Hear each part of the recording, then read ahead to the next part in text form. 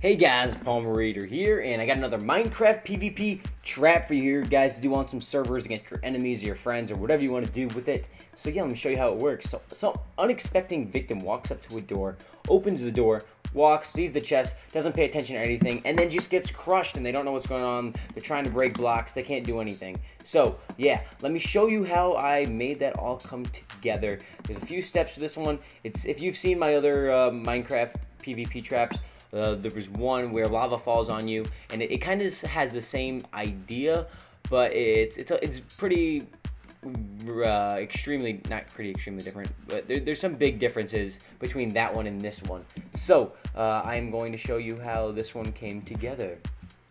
So starting off, gotta get back in creative mode. I'm gonna de-gut this a little bit so you guys can see how the redstone is working in this and understand it a little bit better.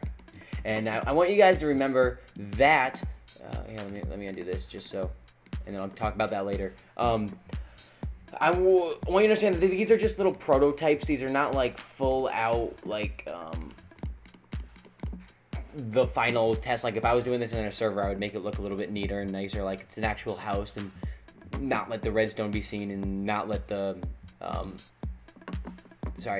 not let the pressure plate be seen and all that stuff. But that's stuff easy to fix, and okay, and not really. This is, like I said, this is just all about the idea of how this works itself.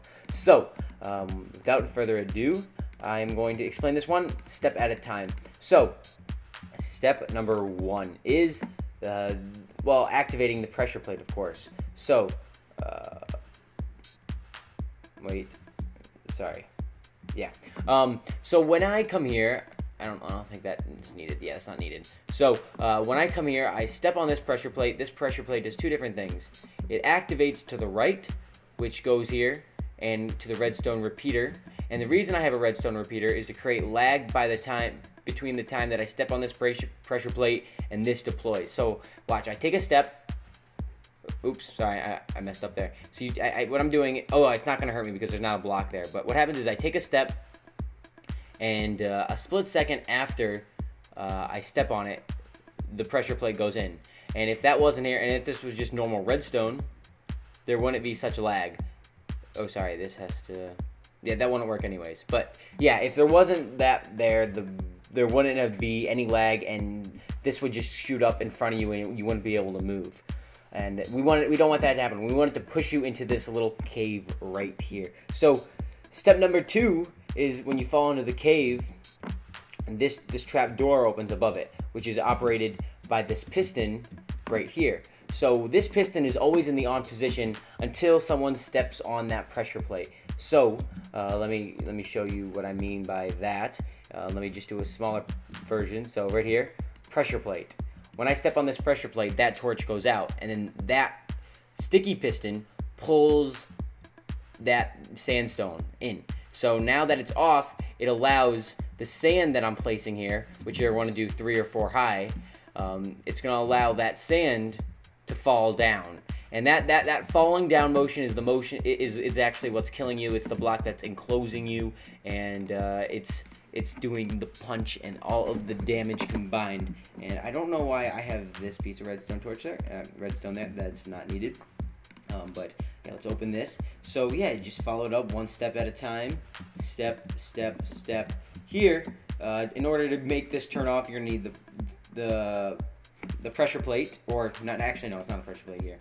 You're gonna need the redstone, and when I step on that pressure plate, you need to have this two flat. You need 2 flat next to each other, and then up a redstone torch, and then flat from there is gonna be what's on. I don't know if that makes sense, but so remember, flat, flat, up, and then flat, flat. That's very important, or else this will not turn off. And let me give you an example of that right here. If I had this like this, and I had this redstone right here, and I had, it's not gonna turn off. See right now, it's just powering both of them. It's not turning it off.